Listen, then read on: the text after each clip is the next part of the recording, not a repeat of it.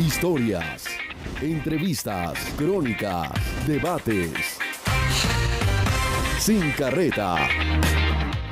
Seguimos en Sin Carreta con historias de las regiones. Dos implicados en el asesinato del pastor Marlon Lora y su familia en Aguachica, Cesar, aceptaron cargos en la fiscalía. Los hechos ocurrieron en un restaurante el 29 de diciembre del 2024. Se tratan de Jorge Luis Valderrama y Leonardo de Jesús Barraza, quienes enfrentarán penas superiores a 17 años de cárcel como cómplices de los delitos de homicidio agravado y porte de arma de fuego.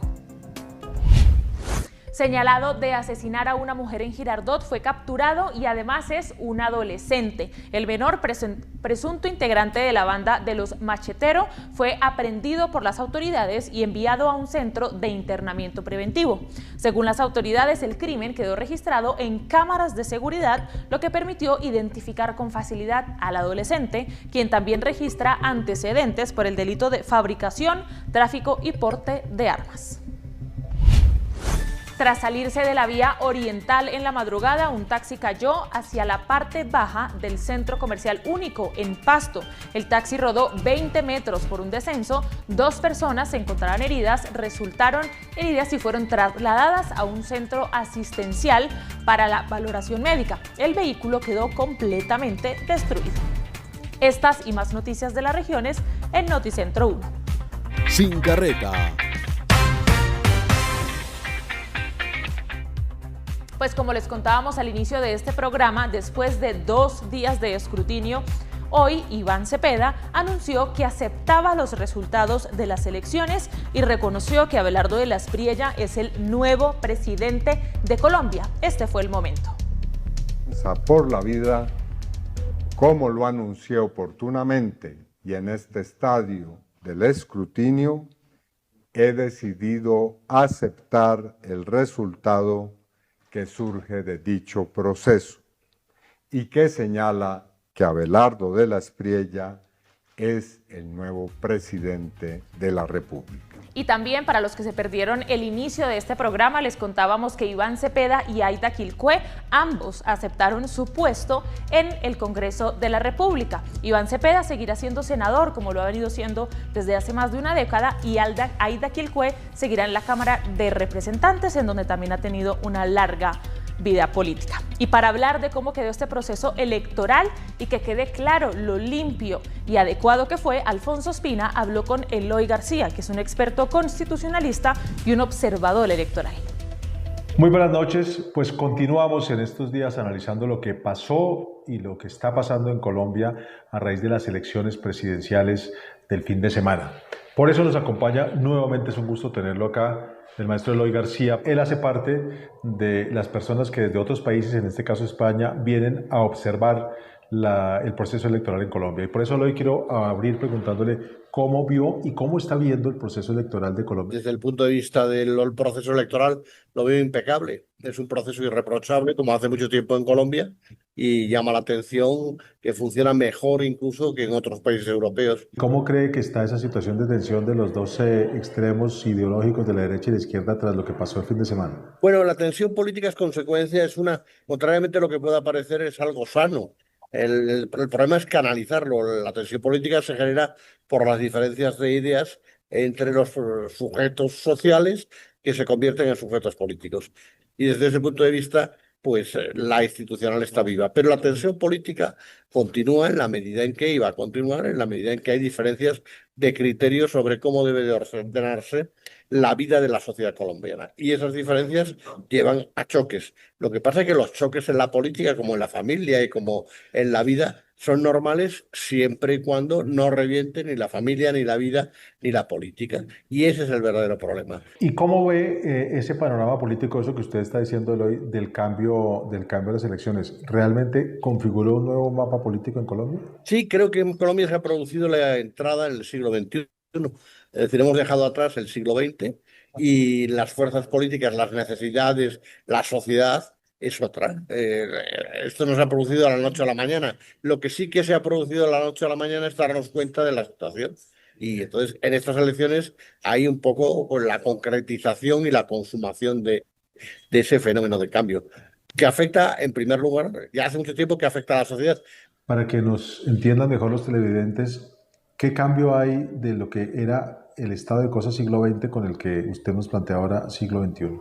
Es un nuevo tipo de hombre el que ha irrumpido en la sociedad con nuevas preocupaciones, con nuevas convicciones, con una vida más larga, con más necesidades, con problemas de otro tipo y con exigencias diferentes. Pero también se ha trasladado de eso al terreno de la política. Yo llamo la atención de que el vencedor, Abelardo de la Espriella, es un hombre nuevo. Es decir, no pertenece a la vida política colombiana tradicional. Él mismo lo ha puesto de gala de una forma especialmente inteligente. Y contrariamente a lo que se le dice, hay mucha gente que dice que se le ha votado por el miedo a la violencia. Creo que ha habido votos también en eso, pero sobre todo ha habido un voto muy importante de convicción y de apoyo a un hombre nuevo que está desconectado de las clases políticas tradicionales colombianas. Y lo mismo está pasando en la izquierda, porque aunque no parezca de una forma clara, detrás del voto de la izquierda, detrás de lo que es el polo, hay una tensión muy importante entre Iván Cepeda y el presidente Petro, que se resiste a abandonar el escenario político. Y Eloy, en otras ocasiones hemos conversado alrededor de la figura de la Carta Política Colombiana, la Constitución de 1991, y en este proceso que culminó hubo muchas amenazas desde muchos sectores advertidos a esa Constitución. Con lo que pasó el fin de semana, ¿cree que por lo menos por ahora la Constitución está tranquila? Efectivamente, pero yo creo que la Constitución es tan importante en Colombia que ha sido la clave de estas elecciones.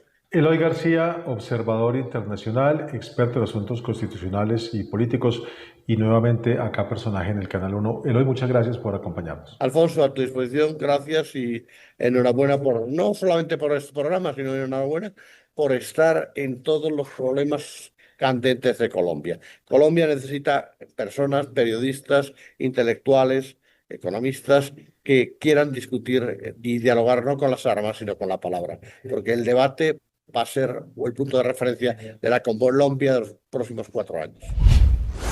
Claro que sí, como decía Eloy, eso es lo que necesita Colombia, periodistas que hagan esa tarea.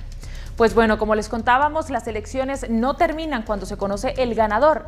Antes de que un nuevo presidente llegue y pise la Casa de Nariño, tiene que haber un proceso de empalme que es poco visible, pero es fundamental para el funcionamiento del Estado. Se crea el Comité del Empalme, un mecanismo que en algunos casos ha transcurrido con normalidad y sin contratiempos, pero que en otros ha sido marcado por controversias, reclamos y fuertes diferencias políticas. Diego Ruiz nos cuenta cómo han sido los empalmes anteriores. En Colombia, cuando un gobierno presidencial está a pocos meses de finalizar y otro está por llegar, siempre se repiten imágenes como estas en la Casa de Nariño. Lo felicito, que Dios le ayude. Muchas gracias, presidente. Muy bienvenido a su casa.